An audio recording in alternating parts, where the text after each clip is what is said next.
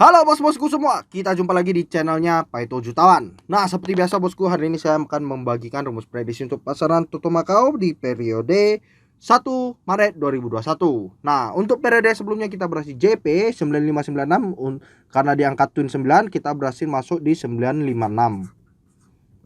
Kita JP 3D. Nah, mari kita lanjut untuk pasaran yang untuk periode putaran yang berikutnya, yaitu 1 Maret 2021. Sini.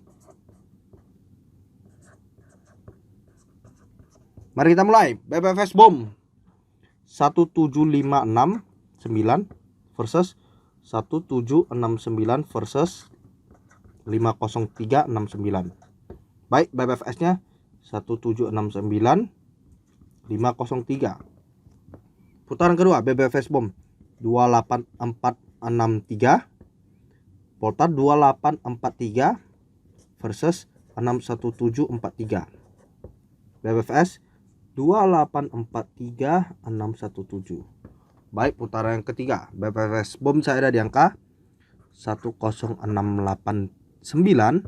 Portar 1689 versus 04289.